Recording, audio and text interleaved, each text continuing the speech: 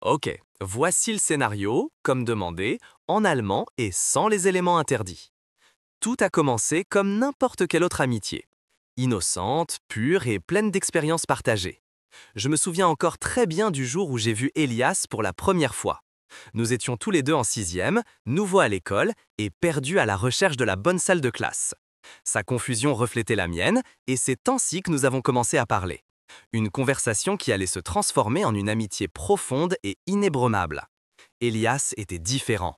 Il avait une énergie contagieuse qui illuminait chaque pièce. Ses yeux pétillaient de joie de vivre, et son rire était si honnête et insouciant qu'il m'a immédiatement captivé. Nous passions des heures à parler de tout et de rien, à partager nos rêves et nos peurs. Nous avons exploré la ville, assisté à des concerts et à des films, partagé des pizzas et des secrets.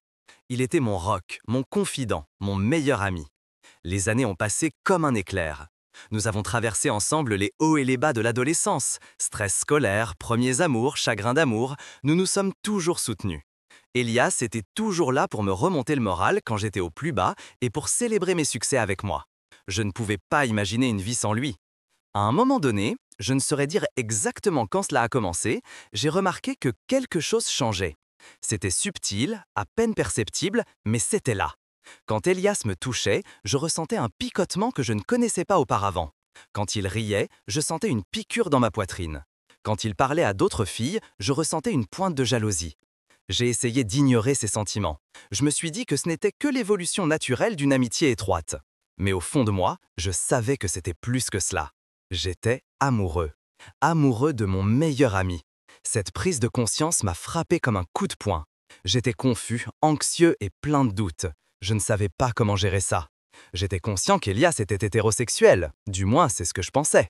L'idée de lui avouer mes sentiments et de risquer notre amitié était insupportable. J'ai décidé de garder mes sentiments pour moi.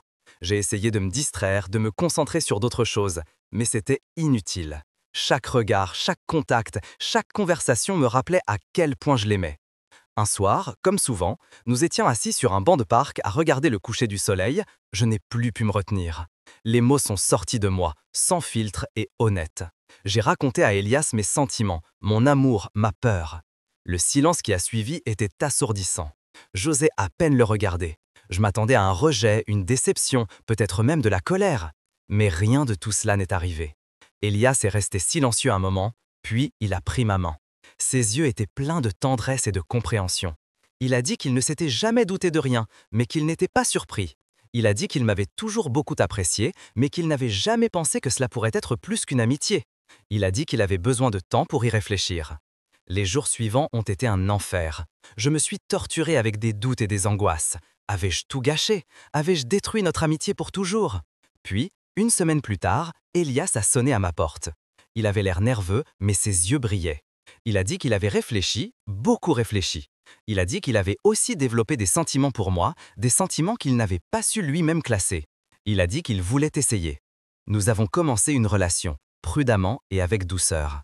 Ce n'était pas toujours facile. Nous avons dû apprendre à concilier amitié et amour. Nous avons dû apprendre à communiquer l'un avec l'autre, à exprimer nos besoins et à faire des compromis. Mais cela en valait la peine. Notre relation était différente de toutes celles que je connaissais. Nous n'étions pas seulement des amants, mais aussi les meilleurs amis. Nous partagions tout l'un avec l'autre, nos joies et nos soucis, nos rêves et nos peurs. Nous nous soutenions mutuellement dans tout ce que nous faisions. Notre amitié était la base de notre amour, le fondement sur lequel notre relation était construite. Nous savions que nous pouvions toujours compter l'un sur l'autre, quoi qu'il arrive. Cela fait maintenant de nombreuses années que je suis tombée amoureuse de mon meilleur ami. Nous avons vécu beaucoup de choses ensemble, des hauts et des bas, des bons et des mauvais moments. Mais notre amour est plus fort que jamais. Je ne peux pas imaginer ma vie sans Elias. Il est mon partenaire, mon confident, mon meilleur ami. Et il est l'amour de ma vie. Parfois, je me demande ce que se serait passé si je n'avais jamais avoué mes sentiments. Notre amitié se serait-elle brisée? Aurais-je vécu toute ma vie avec le regret de ne pas avoir essayé? Je suis tellement reconnaissante d'avoir eu le courage d'être honnête. Je suis tellement reconnaissante qu'Elias ait été prêt à s'engager dans quelque chose de nouveau.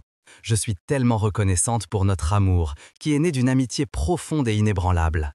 Car parfois, de manière tout à fait inattendue, on trouve l'amour là où on s'y attend le moins, au cœur de son meilleur ami. Et cet amour, basé sur l'amitié, est le plus fort et le plus précieux qui soit. Il dure toute une vie.